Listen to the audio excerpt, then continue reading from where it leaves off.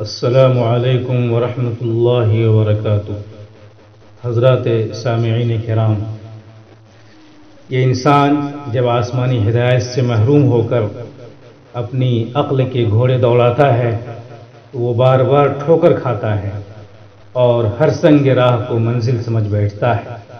اسی لیے اللہ تعالیٰ نے انسانوں کو سمجھانے اور صحیح راستہ دکھانے کے لیے انبیاء اور رسول کے بھیجنے کا سلسلہ قائم فرمایا، جو ہر دور میں آ کر انسانوں کو حقیقی سرچشمہ ہدایت سے واقف کراتے رہے اور ایک اللہ کے خالق و مالک اور معبود ہونے کا تصور ذہن و دماغ میں پیوست کرتے رہے، اور سب سے آخر میں آخری رسول حضرت محمد مصطفیٰ صلی اللہ علیہ وسلم نے دین کا واضح پیغام اپنی امت کو پہنچا دیا اور کفر و شرک اور توحید و وحدانیت کا روشن شاہراہ پر گامزن فرمایا۔ لیکن جن لوگوں نے کجی اختیار کی اور واضح ہدایت کو ٹھکرا دیا اور منمانی زندگی اختیار کی، وہ راہ حق سے بھٹکتے چلے گئے اور ایسے تاریک سرنگ میں داخل ہو گئے جہاں سے واپس ہونا ان کے لیے ممکن نہ رہا۔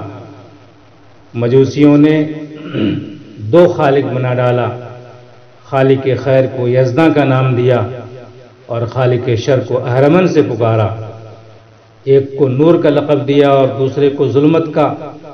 ہندوستان کے مشرکوں نے 33 کروڑ دیوتا تراش لیے۔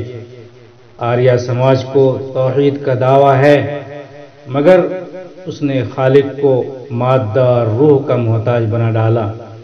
عیسائیوں نے توحید کا یہ حشر کیا، اسے 3 حصوں میں تقسیم کر ڈالا اور 3 ایک اور 1 3 کا ایسا عقیدہ گڑھا کہ آج تک وہ اسے سلجھا نہ سکے۔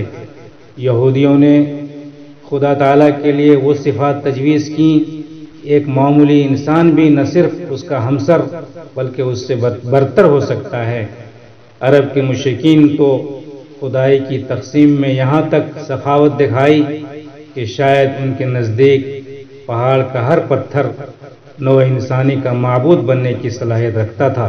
غرض آگ، پانی، ہوا، سورج، ستارے، سیارے، درخت، پتھر، حیوان، کوئی چیز لوگوں نے نہ چھوڑی جسے خدائی کا کچھ حصہ نہ دیا، اور عبادت و استعانت وغیرہ کے وقت اسے خدا کے برابر نہ بٹھایا ہو۔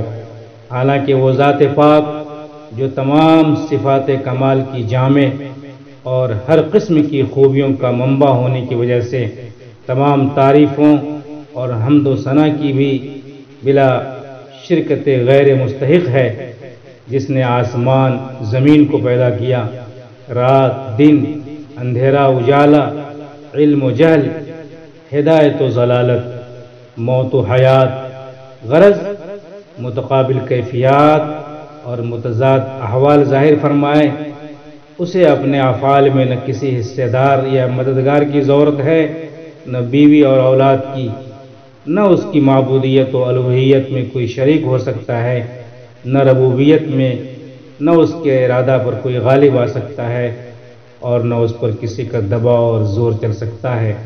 پھر تعجب ہے کہ ان حقائق کو سمجھنے کے بعد بھی کس طرح لوگوں کو اور چیزوں کو خدائی کا مرتبہ دے دیا۔ اللہ تعالی ہم سب کو کفر اور شرک سے محفوظ فرمائے۔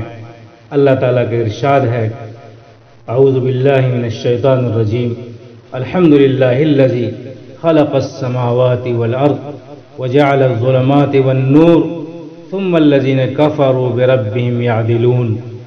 تمام تعریفیں اللہ کے لیے ہیں جس نے زمین و آسمان پیدا کیے، اندھیرا اور اجالا بنایا، پھر بھی یہ کافر لوگ اپنے رب کے ساتھ دوسروں کو برابر کر دیتے ہیں۔